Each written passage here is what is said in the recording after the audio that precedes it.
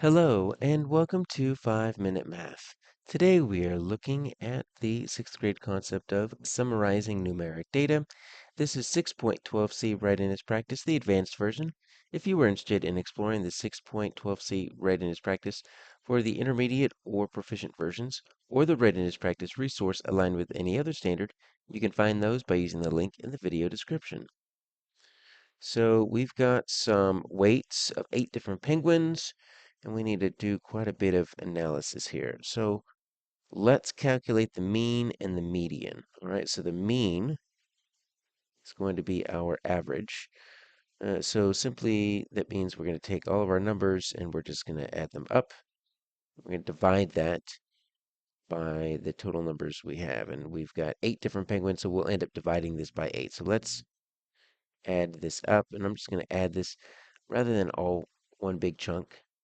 I'm just going to do it in 2 different chunks.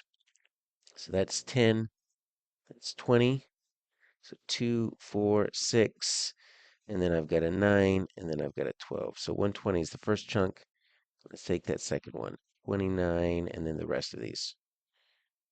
31, 27, 40. All right, so that's 10, that's 17, and that's 3, that's 6, that's 10 right there, and then that's 12. So 120, 127.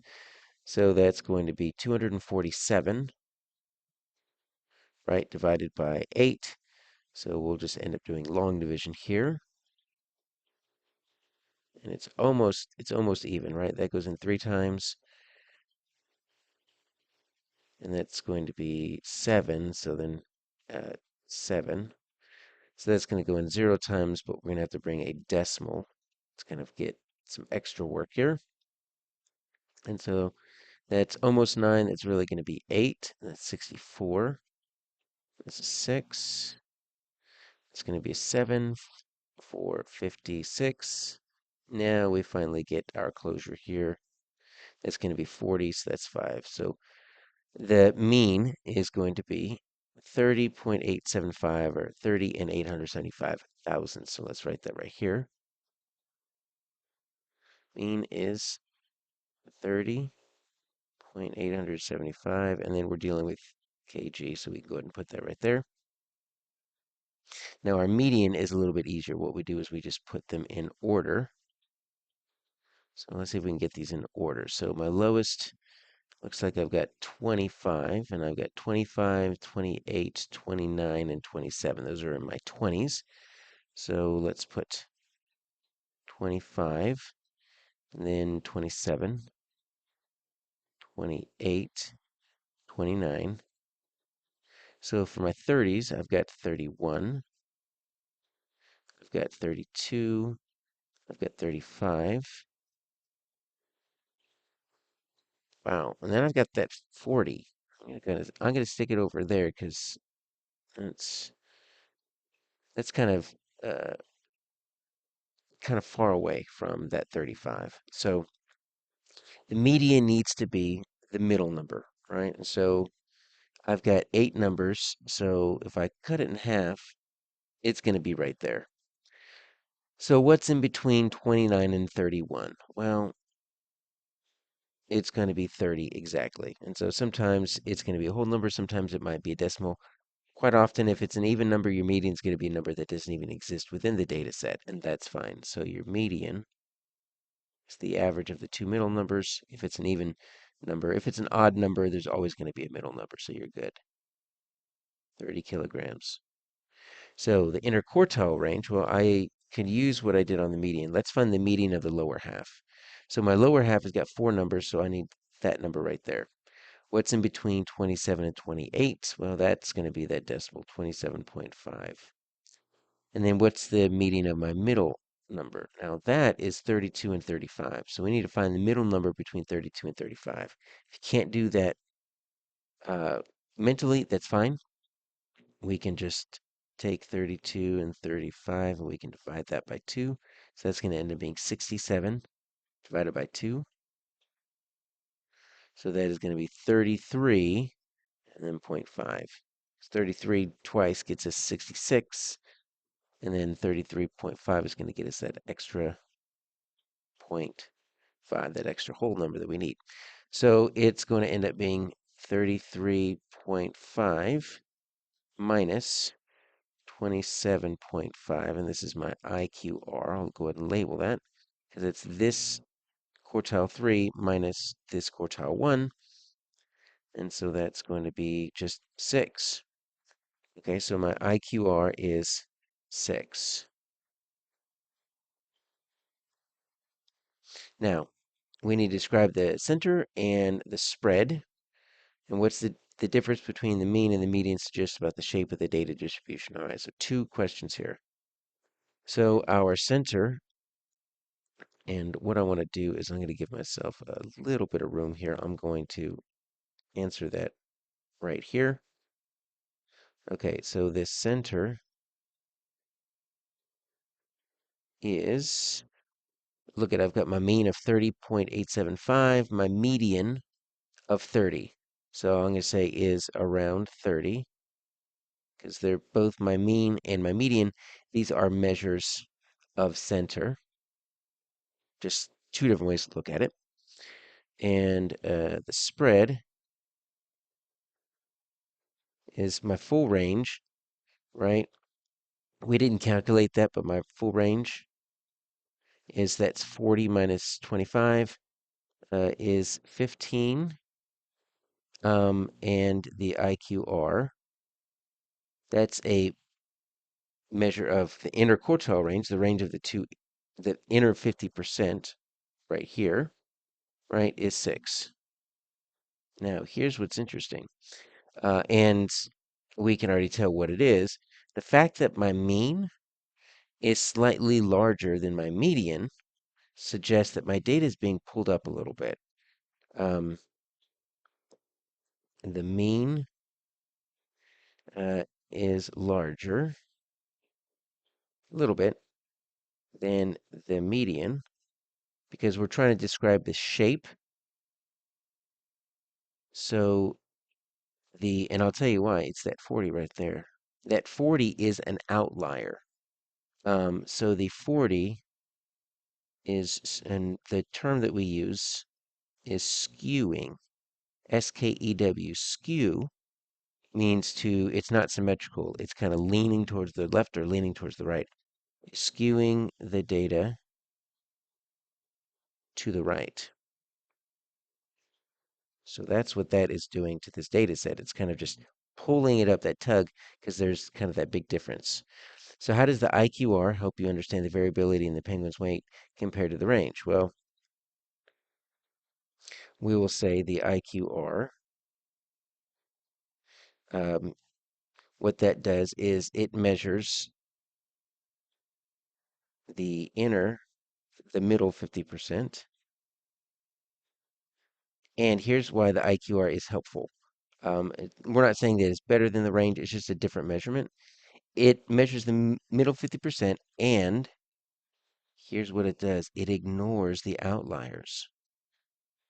And so if you have a lot of different data sets, anytime you get some random outlier where one number is really, larger or smaller than the rest. Because look at my median is 30. Look at my lowest piece of data is 25, right? So this is only 5 less than the median. But my outlier up here is 40. It's 10 above the median. So it's really just kind of standing out there. And having the IQR only measure that middle 50% will just chop off any outliers that exist on either end and can give you a truer measure of how tightly packed or how loose the data set is because it just looks at that middle 50%. Next, we've got scores for Class A and Class B. We can find the mean, median, and range for each, describe each, and then which class appears to have the most consistent performance. All right, so let's do our calculation down here. All right, so I'm going to say Class A. And so my mean, I've got 1, 2, 3, 4, 5, 6, 7, 8, 9, 10. All right, so I'm going to, again, as I typically do, I'm going to add this up in two different chunks. So 88, 85, 90, 91, and then 89. So let's add that up. I'm looking for tens. I've got 10, and that's 13, so that's 23. And then that's a 10, and then I've got a 17 and a 17. So two 17s makes 34. That 10 makes 44. So now let's do my other chunk here. So I've already done these first five. Now I need to do 94, 87, 92, 90, 88. So that's a 10. That's an 11, so that's 21. And so I've got a 10 right there. I've got three nines that make 27, so 27, 37. And then 37 plus that 8 is going to get me 45. So 443 plus 451. Now, since we're dividing by 10, since that's our total number, it's going to be easy. We can just add a decimal. When you divide by 10, you move the decimal over to the left. 1. So that's going to be 4. That's going to be 9. That's going to be 8. All right, so my mean is going to be 89.4. So that's for that one. And what I'll do is I'm just going to make a little table here, and I'm just going to say my mean for this one is going to be 89.4. I'll put my mean for Class B down underneath that. Now, let's work with Class A. Let's find the median. All right, so our median, we can find the median and the IQR using the same setup. Let's get these numbers in order. So I'm looking for my lowest numbers. I'm looking for my 80s. Okay, so my lowest number seems to be 85. And then I'm going to cross it out so we don't use it again. 88, 89, 87. So I've got an 87. And looks like I've got one, two 88s. And I've got an 89. And then in my 90s, I've got a 90 and a 90. I've got a 91 and a 92. 1, 92, and then 94. Okay.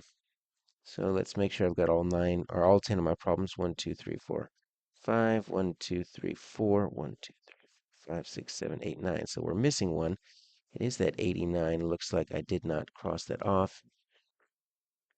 And so we've got that 89. So now we need to go back and double check. And this is what happens when you get 10 numbers, right? You want to make sure you get all of them. So let's verify that I've got each one. I've got an 88 right there. I've got an 85 right here. I've got a 90 and a 91 right here. 89 and a 94. 89, 94. 87 and a 92. 90 and a C. I only put one 88. I need a second 88. So that's why we double check on this. So what I'm going to do is I'm going to just move this over. 85, 87, 88. I need two 88s. If we did not include that second 88, obviously everything would have been a little bit messed up because we're missing a piece of data. All right. So now I've got my 10 numbers. So my median, pretty simple. Let's find the middle number. So I need 5 on each since I'm going to split this in half. And I need to think what's between 89 and 90. Well, that's going to be 89.5. So we can put that up here. We can say median 89.5. And they're both measures of center. Look how close they are.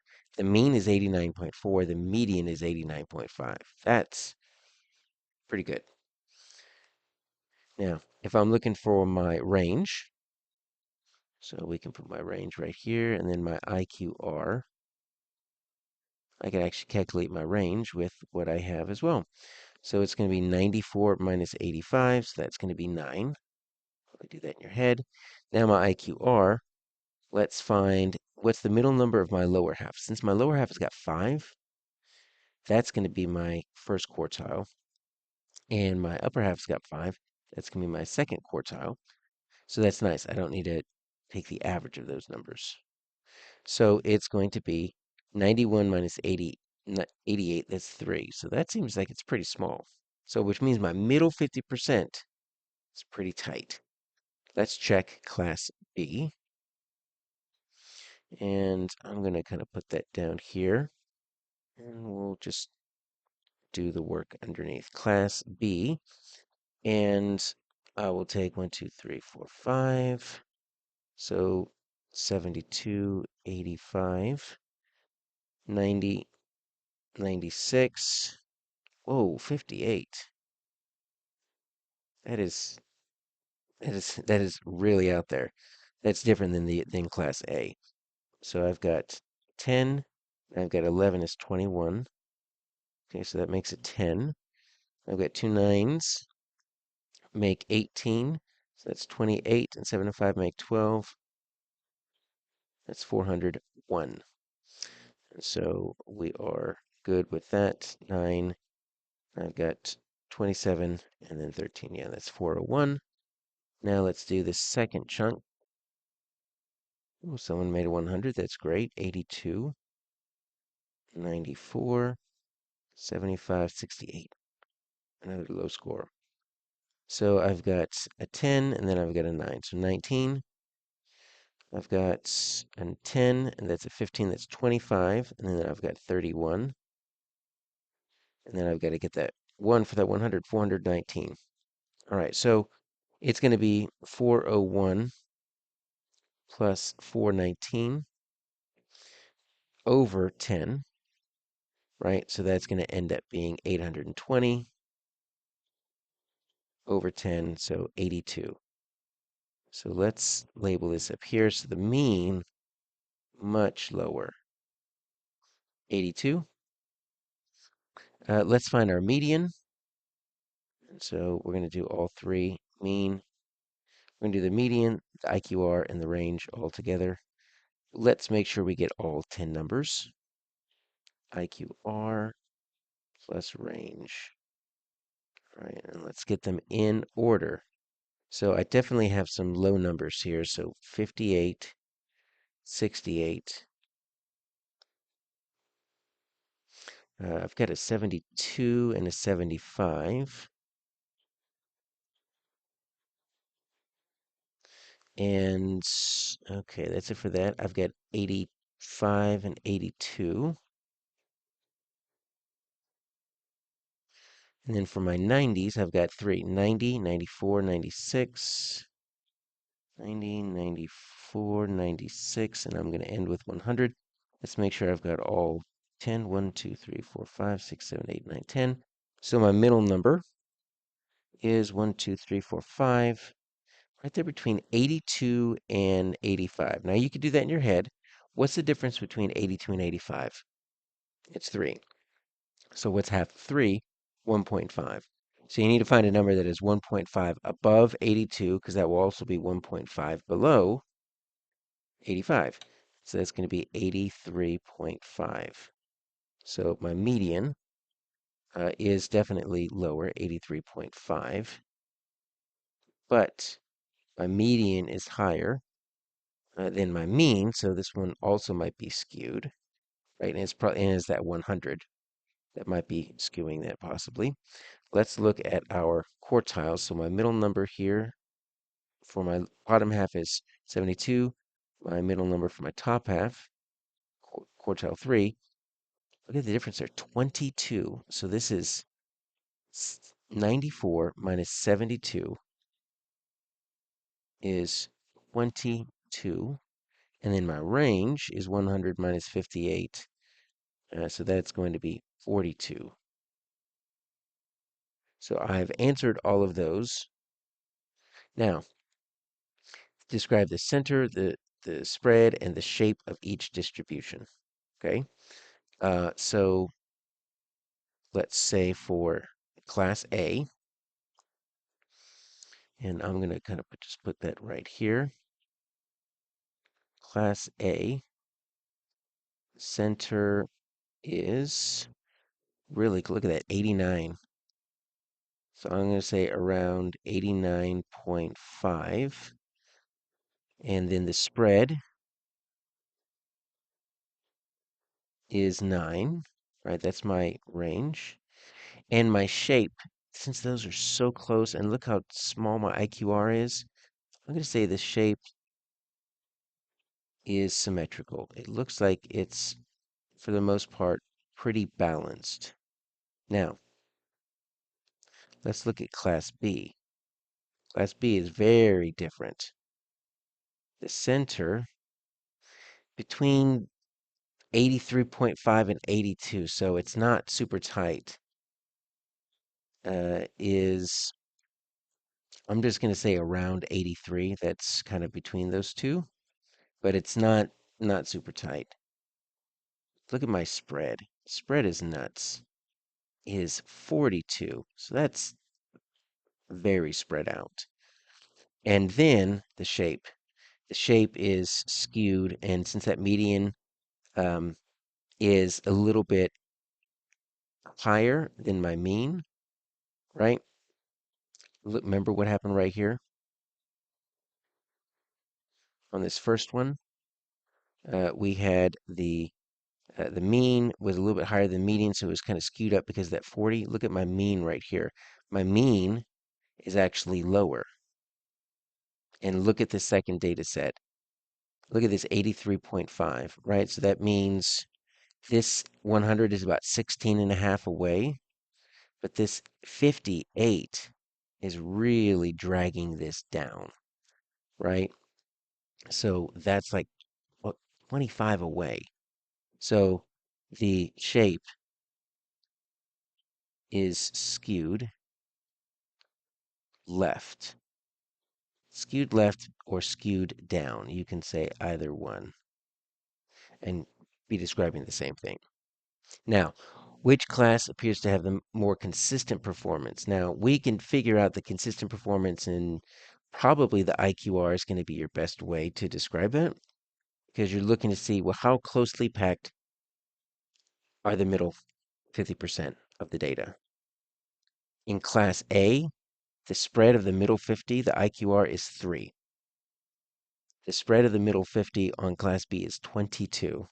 So not even close. Class A has an IQR of 3 and we'll say more consistent performance. So it's not even really close. Class A is much more tightly packed than Class B, and the IQR kind of helps us with that. For our third problem, we've got some group of students to record how much time they spend on homework. We need to do a few things with this. So let's see, I've got 1, 2, 3, 4, 5, 6, 7, 8 student pieces of data here. Let's calculate the mean and the median. All right, so numbers appear a lot smaller here. So 10, 12, 15, 9. I'm just going to add them all up at once. 14, 16, 11, 13. I'm looking for 10s, so that is 10. It's 20. It's going to be 30 right there. All right, so 3, 4, 5, 6, 7, 8, 9, 10. Look at that. It's an easy 100. We're going to divide that 100 by 8. And that is going to get us, in case you're not sure, that's 12.5. So the mean is, let's put 12.5 hours. Let's see what our median is. Let's go ahead and line them up. So we're going to put them in order. I've got 9. I've got 10, 11, 12. And then I've got 13, 14, 15, 16. So it looks like we're just going in order 9, 10, 11, 12, 13, 14, 15, 16. All right, so I need to find the middle number, and so it's going to be right there between my 12 and my 13. So guess what my middle number is? 12.5. Exactly the same. But that makes sense. Take a look at what my data looks like. 12.5 hours.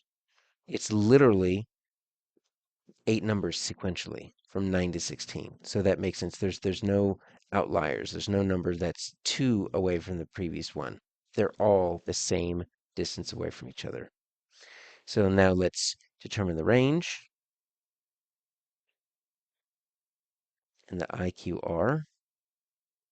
Okay, so my range is going to be 16 minus 9, so it's going to be 7. My IQR, now I need to find the middle number right here, so that's going to end up being between 10 and 11, that's 10.5. And then I've got between 14 and 15, that's 14.5, because you want to split the top half and the bottom half in half. And so that's just going to be 4. Now describe the center, spread, and shape. Okay, so we can say the center. I'm going to kind of put this down here. The center is exactly 12.5. That's pretty easy.